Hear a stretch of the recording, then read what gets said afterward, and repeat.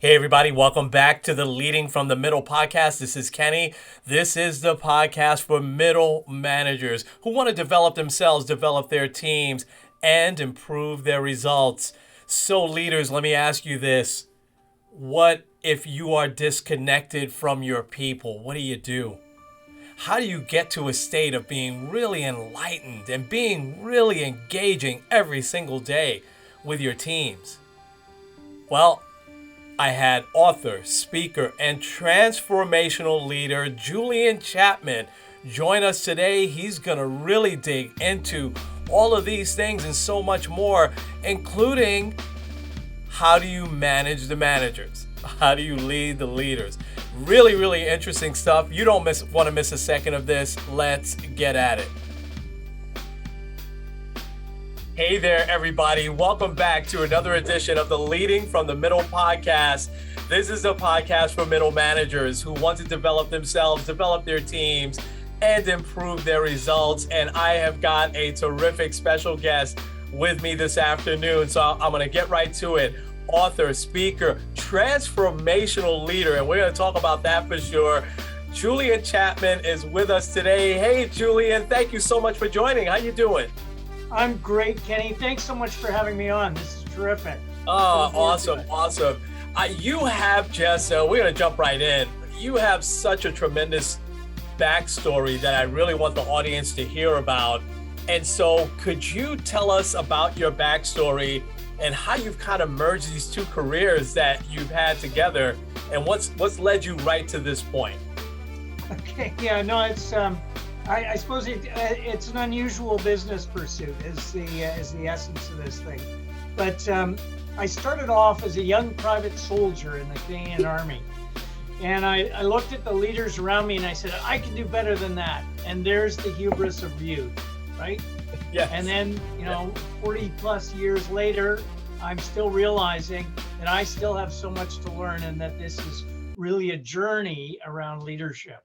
So yeah, my career started in the military. I was kind of interested in leadership from that standpoint. And I learned a lot of things along the way, most notably that when they talk about leadership, they weren't actually talking about leadership, they were talking about management. And so understanding the dynamic of those two, and I talk and I write extensively about bringing those two things together in what we refer to as managerial leadership. Because we talk about leadership all the time. We use the word leader. It can mean a sports figure. It can mean a celebrity. It can mean my boss kind of thing. And the issue is that managerial leadership is the one common rule throughout all organizations. It doesn't matter whether you're in a for-profit organization or not for profit. So bringing these two things together, rather than tearing them apart, how do you bring the two of them together? And so my military career sort of then spanned over into business because I spent a lot of my time as a reservist. So as we say in Canada, one foot in the canoe, one foot in the land. And so I was doing both of those things simultaneously, and so trying to help organizations to create great places to work that deliver the strategy. And so that's kind of the backstory. Hopefully that's that's enough to give you a perspective. And it's an amazing journey that you've had. I want to go right and ask about transformational leadership and your definition of that, because I know that I get a lot of leaders that ask, is it better to be transformational or transactional? And in the business I come from, in retail and in restaurants, I came across a lot of very one-dimensional transactional leaders. And I always tried to pride myself on trying to have both, right? Because I knew I had to get results, but I always figured that transformational is where I would get those results first. But you talk a lot about that. So I want you to go a little bit deeper. And what do you look for when it comes to transformational leadership? Well, it's interesting, Kenny, because words have meaning, right? And so they take on meaning to all of us. And I talk about transformational leadership through the lens of what I refer to as enlightened leadership. And I'll come back to that in a moment. But the issue of transactional leadership versus transformational, while while identified as a way of doing things, I would suggest that transactional leadership isn't as much about leadership as it is about management. It's Mm, about the interrelationship of renting the employee's capability for a day, so to speak, is what a manager is doing. And that becomes transactional. In exchange for the work, you get paid for this. That becomes transactional. Whereas the leadership side that connects with the human being is the transformational piece. wow. What I like to say, and bear with me on this, is that nobody comes fully formed into the workplace, right? You can't find the unicorn out there, or as we say here, the narwhal that's going to be perfect for the role. And that you actually have to build them and grow people and transform them. And so that's the leadership side of it. So the management side is the task side. So getting the task done. How do you get the task done? You do that through a transaction with an employee. But then the people side is the leadership side. And so being transformational, taking someone from where they are now to a future desired end state is all about transformation. And that requires change, right? It And does. so it all kind of mixes together. It becomes kind of this soup or stew or whatever you want to call it, of all of these different elements that we like to talk about in business and in media. Like all of these things all sort of come together. But Yeah. it's just common sense that you need to be transforming your people Yeah. Wow. Wow. and not transforming them just to your view, Uh-huh. but this is a joint thing. This is jointly done. This is a combined thing. It's not, I'm going to drag you up this mountain and make you a mountaineer kind of thing. Yeah. It's that this is something that you have to be engaged with. Right. Right. And you spent a lot of time talking about disengaged and disconnected leaders, but I do want to let you go down the road. You started to talk about enlightened leaders. So we could start there. What uh, does transformational leadership lead to enlightened leaders? And what does that look and feel like? Well, so enlightened leadership is what I believe we need for this day and age. It is, we're coming out of the dark ages, perhaps the dark ages of COVID. I don't know. Right. We've seen a change in how leaders behave as a result of COVID. And it is about an enlightening and a realization that I have to exercise my leadership skills. And I say that there are three elements to the enlightened leader. One is that you have to be authentic. You have to have a true sense of yourself. So many times in my career as a consultant and as a trainer, I've run into individuals who are trying to be someone they're not. You see all the books behind me on my bookshelf here. They're all books about leadership. And so people pick up that book and they want to go and do that. It has to come from within you. And if you go back in time, in a lot of cases, we're living someone else's life. We're Hmm. either living someone's life from a book or from what our parents taught us, or what that great mentor of ours gave us. But we need to make sure that it's ours. So being truly authentic is the first element of enlightened leadership. Mhm. The next element has been talked about a lot, probably as much as transformational leadership, and that is servant leadership. There's a fundamental principle to servant leadership, which is know your people and promote their welfare. And coming from the military, and I retired as a brigadier general in the Canadian Army. The line that I guess that's been used is that leaders eat last. It's actually true, because you need to fuel your troops to be able to achieve the mission. So you have to take care of your troops. And I find that we don't do that. Mhm. I don't think we do that nearly enough. Mhm. But part of that is knowing what makes them tick, really knowing them in detail Yeah. and knowing what their goals are, where they want to be in life. Mhm. And then the last element is transformational, in that your job as a leader is to take them from a current state to a future desired end state that is mutual to both of you. Mhm. So that's the elements of enlightened leadership. But Yeah. it can't be done, as you said earlier, without engaged management. You have to actually define the work, ensure that they have the resources, and provide them with the context. Those are the three things that managers really need to be able to do. and need to be engaged in doing that. And defining the work is a big headache right now, because people are working in hybrid situations, they're working from home, they're Yeah. sometimes in the office, and they're not sure what's their work. Yeah. So it's about bringing those, again, it's those two sides of management and leadership together. Yeah. I love that. And that's some great advice and very, very specific. I want to go back to the authentic part for a second, Julian. Um, because is that where you see in your experience some leaders that where it starts to go wrong a little bit? Because what you said really, really triggered something there that you see a lot of leaders, especially new leaders, right, trying to be somebody that they're not because they're just getting it from a book. And I want to I want to transition to something that you really, really it spoke to me when you talked about you need managers managing the managers. You know, and is that a key piece? Is that like within those first 30, 60, 90 days, somebody gets promoted? How do we catch that? How do we keep them on course? And how do they then develop that authenticity for themselves? It's yeah, it comes from a number of sources, that authenticity, but just to the point around the managers of managers. So what happens in our careers is we start off in our careers and we're really good at what we do, and we have this technical know-how. And then as time goes on, in order to progress, well, we're going to give you a team. You want to get more money, you got to have a team. And now our work is changing. It's no longer about that technical prowess. It's now I have to be a managerial leader.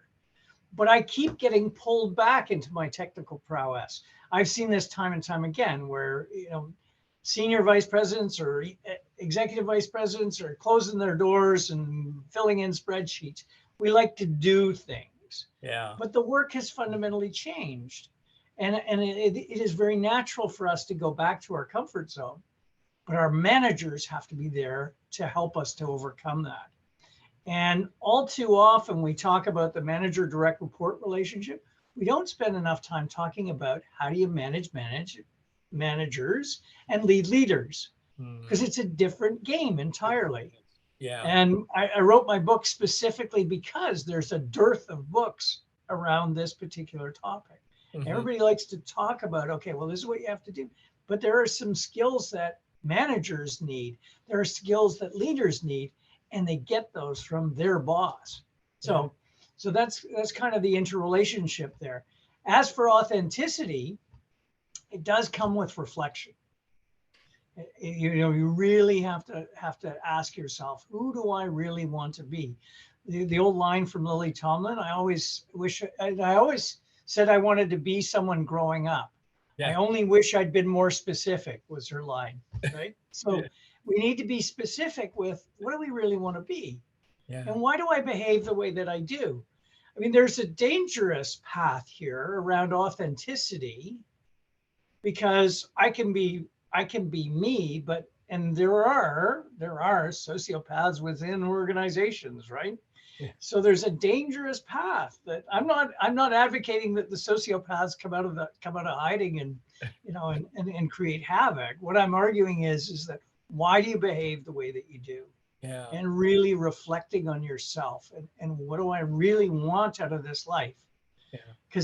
And this is now tying into even greater and bigger picture issues. Yeah. Because presumably, I mean, you only have one kick at this, so you best be making the best possible use of this life of yours, and that you're not living someone else's life, and that you're really living yourself. And within that authenticity comes the requirement to know what your strengths and your weaknesses are.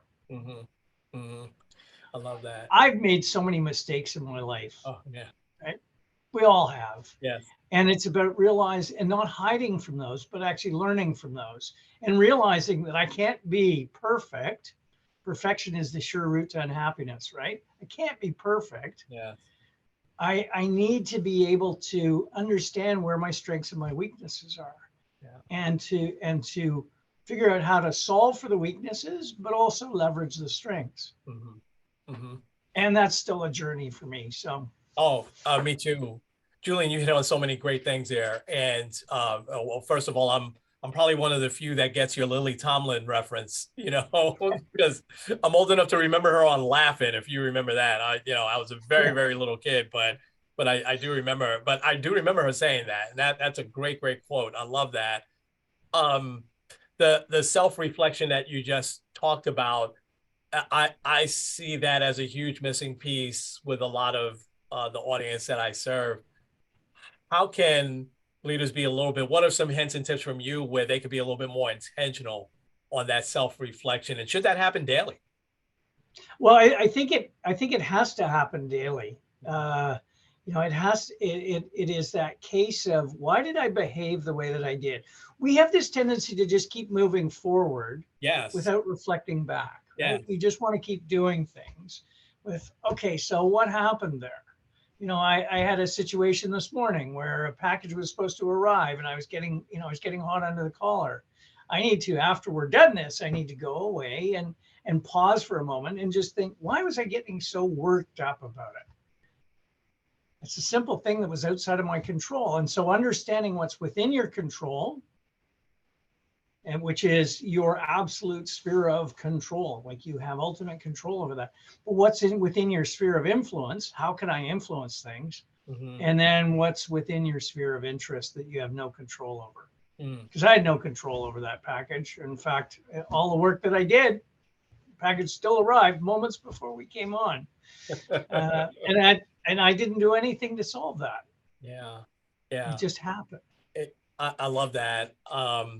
I want to go back down the road of managing the managers, of leading the leaders. I found that to be such a challenge, and in a good way. I know in my career, once I started managing store managers, and there were a variety of reasons for that. If they had a little bit of a success, would they still take my advice? Sometimes yes, sometimes no. Um, but I also found that any directors that I had, no knock on them. To your point earlier, they just always had a lot of stuff thrown on their plate. Therefore, I didn't get the attention that I felt like I needed at times. So, what would you say are a couple of hints and tips for leaders managing other leaders, and maybe that leader's a little bit dislightened or a little bit disengaged? What would be some hints and tips for those directors, or even folks managing other leaders that want to do exactly what you're talking about, but just don't know how? Kenny, what comes to mind immediately is the management practice of delegation. Mm, yes. Delegate everything that is outside of your required capacity and capability. Delegate, delegate, delegate. And Mm, that's not delegate and disappear. And that's not telling people how to do things. It's like, here's a piece of work. I need you to work on this. Far too many times, leaders are unwilling to do that. I can't give that to my people. They're overwhelmed. But you need to have a dialogue. And if they are overwhelmed, you have to, in turn, then decide what's the priority. mhm. So delegate, but make sure that you are defining the priorities. And just as when your boss delegates to you, defining what are the priorities. Yeah. We live in a world where we're very reluctant to set priorities, because within priorities is, I'm choosing one thing over the other. This is the core of decision making. It's why we don't do decision making well.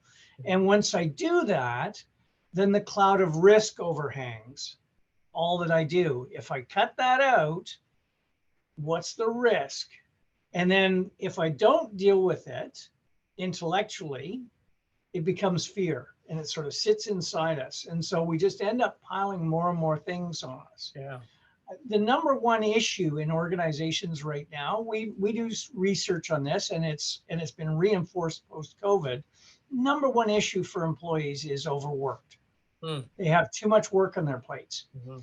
That's not the employee's fault. That's the manager's fault for not setting priorities and saying, this is important and that's not important. Don't work on that, work on this. Yeah.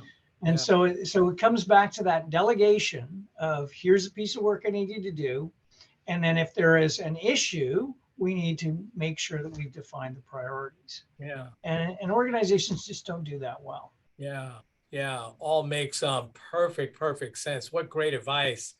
And thus then the thing that's most important is your people and being engaged with them. So as you're delegating some of this other stuff and really looking at prioritizing all the time, then you can get rid of those things that really don't matter, and then focus in on the stuff that really matters, which is spending time with your people and being engaged. That is some terrific, terrific advice. Um, I got only just a couple more questions for you, maybe just one or two more. So the name of the book is The Managerial Leadership Journey, an Unconventional Business Pursuit. And I was really, I paused when I heard that you said unconventional. And so what's unconventional about it? Well, for me, I think there's two elements to that. The original reason for that was, I have a military background and I have a business background, and trying to bring those together. In Canada, it's very different than the U.S., by the way. We don't mix those two, right? Okay. And so, whereas in the U.S., it's much bigger. So Yeah. that's one element of unconventional. But then the other element of unconventional is the ability to look at things and what I talk about in my book is actually common sense. Common sense isn't so common, but as you said, it's, in order to be truly effective, a manager has to delegate and they have to set priorities. I mean, these are all simple constructs. We just don't do them. Yeah. And the problem with that is that we rely on someone's sense of responsibility, personal feeling of obligation to do those things, rather than their managers holding them accountable to do it. Yeah. So how often does my manager come to me and say, what work have you delegated to your team? What priorities have you set for your team this week or this month or whatever? Doesn't happen. Yeah. We're all too busy running around. And it goes back to that point around, we have this set of technical know-how and we love that technical know-how, and we don't become professional as managerial leaders. Yeah. Yeah. There is a whole profession around managerial leadership, but nobody does anything about it. It doesn't exist. Yeah. I have a profession as an accountant, a lawyer, an operations person, an IT person. Those are all professions, but the most common of everything is managerial leadership. Yeah. And we're not professional about it. Yeah. I love that you said that. It is a skill, and it's an art that we don't study. We think, it's just going to come naturally. Well, I mean, maybe some of it, but I love that. And it's a shame that some of the things that are conventional now were kind of conventional, years back, and it's changed as technology has come on board. I have one last question for you. This has been amazing, by the way. I certainly could talk Great questions. longer, than this, but this has just been amazing. What great advice you have. I love how you say that, and hope I'm getting it right, that organizations don't even realize sometimes the potential that they have, that you want to help them. And I know you have already helped a lot to unleash that total potential. How can organizations and small businesses, medium businesses, I don't think it matters, right, really realize and paint a picture on what their potential actually can be? I think it's a great question, Kenny. And, I think first off, it does come down to understanding what is the work that needs to be done. So, yes. All elements of business, whether it's not for profit, for profit, anything that involves other people, we need to define the strategy. Now, I want to be, as I said, words have meaning. So in my case, what I mean by strategy is, what do we want to be when we grow up? Yeah. Not a plan to get somewhere. So organizations don't define what do they want to be. And what those become, and I had a great conversation with the president of a utility yesterday, and we're talking about this, and she gets it time and time again. She gets it like no one else that I know. And her comment is that those elements of strategy become the criteria from which people make the decisions in the day-to-day work. Hmm. Because what you need True. to do Yeah. is, with that clarity of what do we want to be? What's our purpose? What's our vision? What's our mission? What are our values? What are our objectives, our goals? Those sort of key things we have to make decisions on. But once we do those, then you let people run from there. Of course, they need to be managed and they need to be led, but you enable them to make the decisions in their day-to-day work. It doesn't matter whether they're at the front line or whether they're middle management. Without that strategy, people don't know what to do, and so they sit back and they wait, or they escalate to their boss and say, what should I do here, or they sit in pain and agony because they don't know what to do, or they sit in meetings all day long because nobody knows what to do, and whose decision is it anyway? Yeah. So strategy first, then structure. Sure. Yeah. We are not professional in how we structure organizations. We do it on the basis of, I really like this person. They did me a good one this week. I'm going to promote them and I'm going to give them a new title and we're giving them all sorts of extra money. Yeah. That doesn't quite cut it. Yeah. That doesn't quite cut it at all. It's what is the work? What is the expectation of the work? And this becomes really important because I talked about the talent. Once you define the work, then you can measure and compare the individual's delivery against that work, not against some philosophical competencies or the likes. It's actually against the work. You need to compare people against the work. So structure becomes essential. And with structure is defining what am I accountable for and what authority do I have? Back to control. What authority do I have over others in the organization? Can I get service from them? Can I have a say and say, no, I don't think you should be doing that because that's running counter to what I'm trying to do here. Those are all the things that come from structure.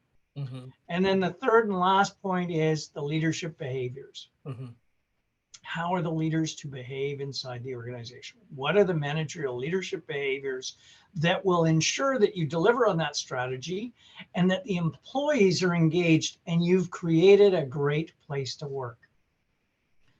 Yeah. I'm involved in a project that's out of Harvard, Yale, and Oxford, and it's called the Flourishing at Work Project. And it's about how do you help people to flourish?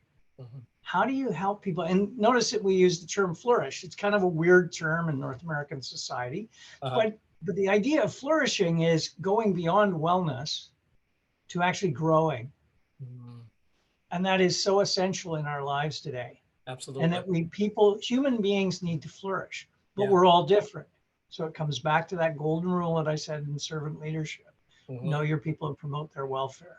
Yeah. So if you set the strategy, you make a decision on the strategy, which means choosing things and rejecting others, back to our risk problem.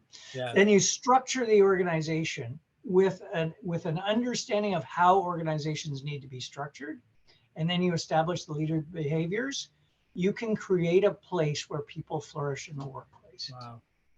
Wow. I love that.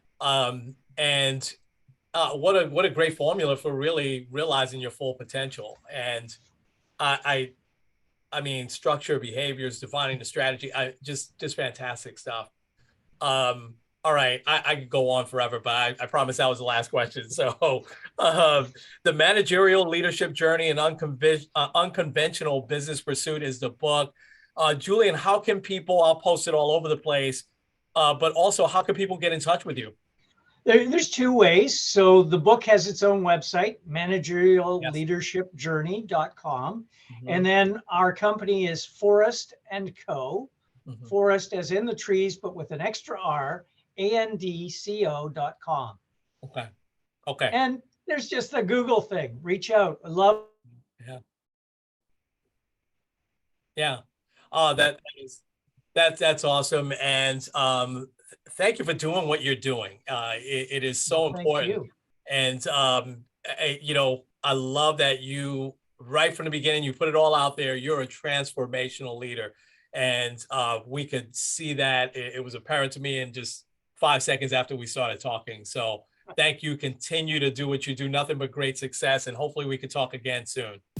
Well, and Kenny, thank you for doing what you're doing by opening the opportunities for people to explore and to understand and to experience other ways of doing things. So thanks very much. And thanks for having me on. Absolutely. Thank you so much. So, folks, we're going to leave it there. This has been the Leading from the Middle podcast with Kenny and with Julian. We'll talk to you real soon.